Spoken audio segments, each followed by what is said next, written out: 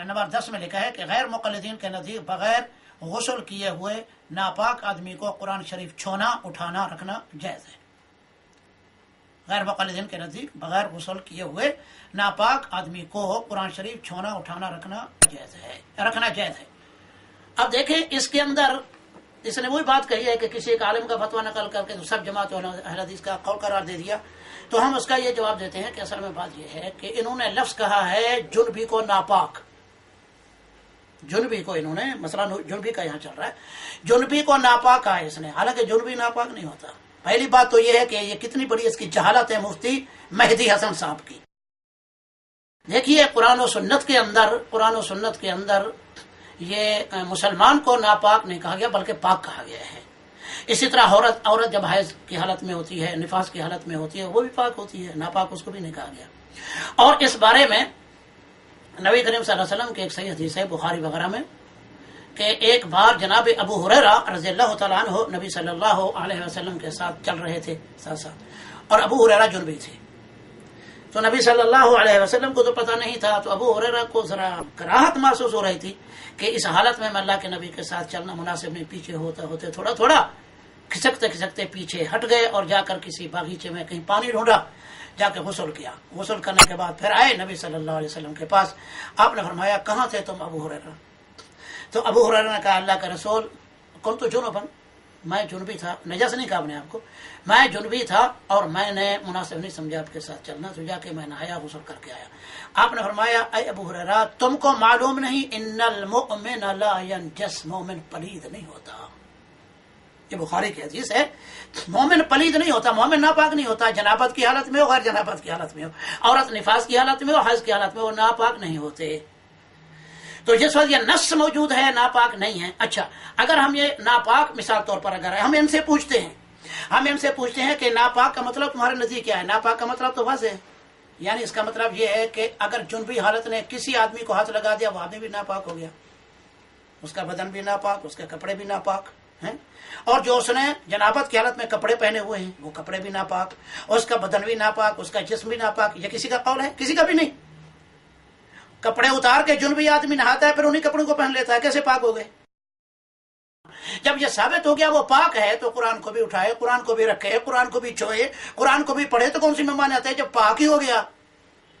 इसी तरह क्या ये हनफी अपनी औरतों के हाथ का जब हैज की हालत में निफास की हालत में होती हैं, क्या उनके हाथ का खाना नहीं खाते? उनके हाथ का धोया कपड़ा नहीं पहनते? कि बीवी के साथ उठते बैठते नहीं है, सब जमा नहीं करते ना? क्या उठते बैठते नहीं है, मिलते नहीं है, यानी एक दूसरे को गले नहीं लगाते, हाथ नहीं लगाते एक दूसरे को?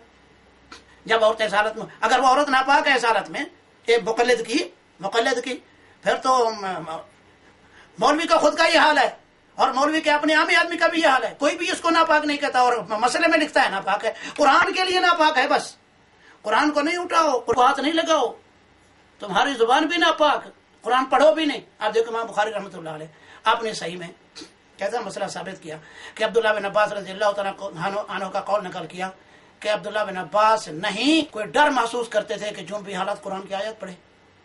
क्यों? इस वजह से कि जब आदमी का बदन ही पाक है तो जुबान भी इंसान की पाक है। और इस बारे में एक और हदीस है, एक बार नबी करीम सल्लल्लाहु अलैहि वसल्लम ने भी आयशा से फरमाया कि आया आयशा तुम मस्जिद से एक चटाई उठा के दो मुझे, चटाई। तो बीबी आयशा ने फरमाया अल्लाह के रसूल आना हाइज़ुन, मैं तो हैज़ में हूँ। तो अल्लाह के नबी ने फरमाया इन हैज़ाता के लैसत फी जादे के, आयशा हैज़ तुम्हारे हाथ में नहीं है, तुम्हारे हाथ पर हैज़ नहीं है लगा हुआ कि तुम्हारा हाथ ना पाको को। कैसी जबरदस्त दलील है। औज़ु बिल्लाहि समीउल अलीम मिनश शैतानिर रजीम, बिस्मिल्लाहिर रहमानिर रहीम।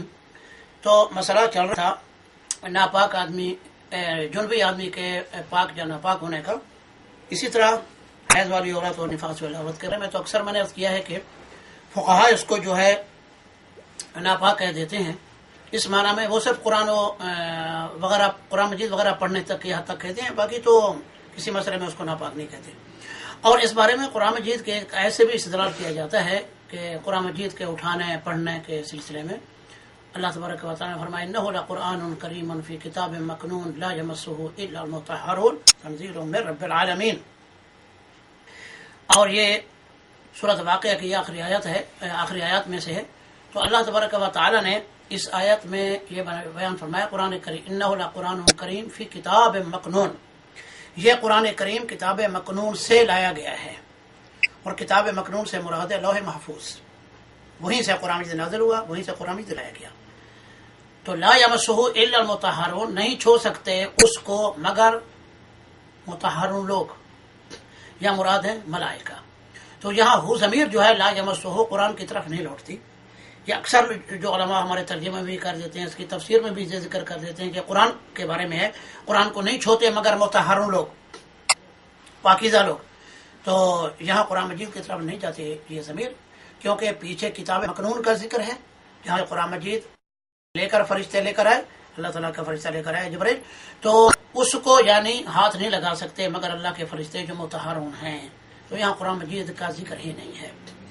پھر اگر ہم قرآن مجید کے بارے میں بھی کہہ دیں کہ قرآن مجید کے بارے میں بھی پھر بھی اللہ سے مطہرون کا ظاہر ہے کہ جنوبی آدمی مسلمان اور اسی طرح حیضہ اور جنوبی اسی طرح حیضہ اور نفاس والی اور وہ پاک ہیں، تو لہذا وہ مطہرون میں شامل ہے، طاہرون میں شامل ہے، لہذا اس آیت سے استدلال کرنا۔ اسی طرح ایک قرآن مجید کے ایک حدیث اور سے بھی استدلال کرتے ہیں، ابو بکر بن حزم وغیرہ کی ایک حدیث موطا مالک وغیرہ کی غالباً ہے کہ اس میں حدیث نقل کرتے ذکر کرتے ہیں کہ نبی صلی اللہ علیہ وسلم نے لکھ کے بھیجا تھا کہ لا یمس القرآن الا طاہرون، کہ قرآن مجید کو نہ ہاتھ لگائے مگر طاہر آدمی۔ تو ساری بنیاد یہی آ کے بیٹھتی ہے کہ یہاں ساری احادیث میں لفظ طاہر کا آیا ہے، قرآن میں بھی مطہر اور طاہر کا لفظ آیا ہے، اور جب یہ بنیادی طور پر ایک مومن آدمی جنابت کی حالت میں یا عورت نفاس اور حیض کی حالت میں جب پاک ہی ہوتے ہیں تو یہ سب دلیلیں جو ہیں وہ تو ناپاک ہونے والے کے بارے میں ہیں، اور مسلمان تو ناپاک کسی حالت میں نہیں ہوتا، سوائے اس کے کہ اللہ تبارک و تعالیٰ نے سورہ توبہ میں مشرک کو نجس کہا ہے، انما المشرکون نجس، لیکن وہاں پہ مشرک نجس کس معنی میں ہے؟ وہاں مشرک یعنی عقیدے کا نجس ہے، عقیدے کا نجس ہے، مشرک